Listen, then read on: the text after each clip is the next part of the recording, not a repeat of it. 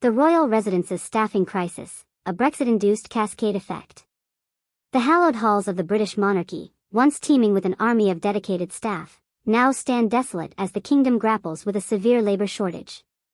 The King's London residence, Clarence House, will remain shuttered to tourists this summer, a victim of the staffing crisis that has befallen the royal household in the wake of Brexit and the pandemic's disruptions. Palace officials had harboured hopes of reopening Clarence House, alongside another royal retreat, Frogmore House, where Prince Harry and Meghan celebrated their evening wedding reception. However, the Royal Collection Trust, the department responsible for managing tourist visits to the royal palaces, has encountered an insurmountable hurdle: the dearth of individuals willing to fill front-of-house, retail, catering, and other essential roles.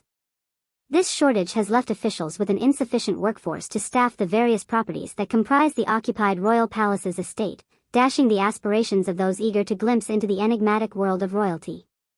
Clarence House, a 4-story, 19th-century edifice situated on the prestigious Mall, where Charles has resided since 2003, has witnessed a surge of interest since his coronation. "We have been prioritizing other palaces and areas," remarked Sarah Davis, a Royal Collection Trust spokesperson. "I believe there would be renewed interest in Clarence House, given that it now serves as the sovereign's residence." The trust, severely impacted by the pandemic, was compelled to furlough 150 staff members and draw down up to £33.5 million from a £52 million loan facility from Coutts to sustain operations during the lockdowns. "We lost a significant number of experienced staff who were instrumental in conducting tours," Davis lamented.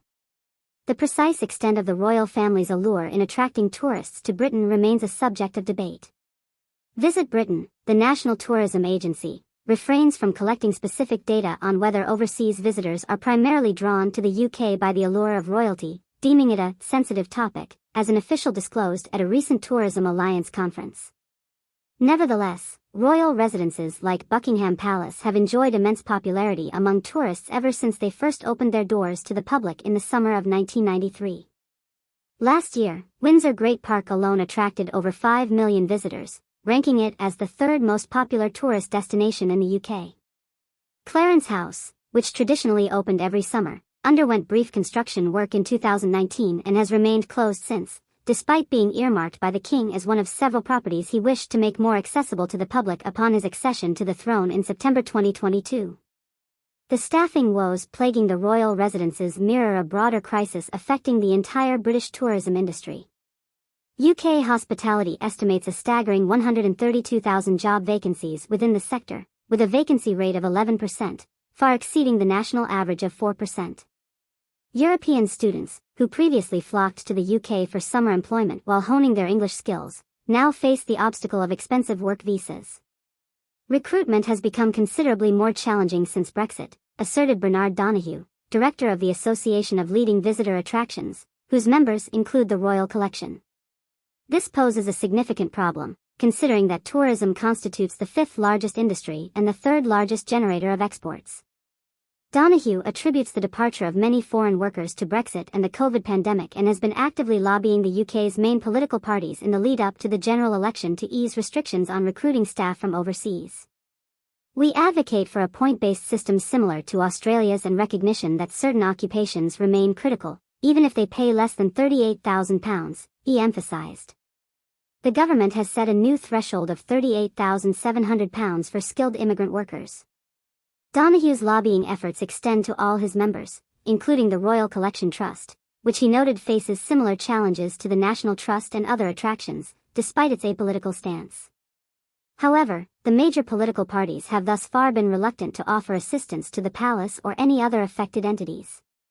"We have encountered a disheartening lack of commitment from all the parties we have engaged with to alter the status quo," Donahue observed.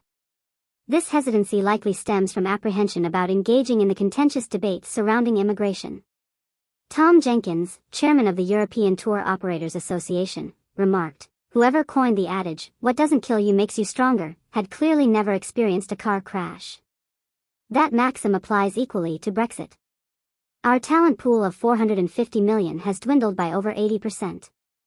The impact was inevitable. It has materialized. It has also made it arduous for tourism businesses to deploy staff throughout Europe. Some royal sources have highlighted broader societal shifts, such as evolving attitudes towards work-life balance among young Britons.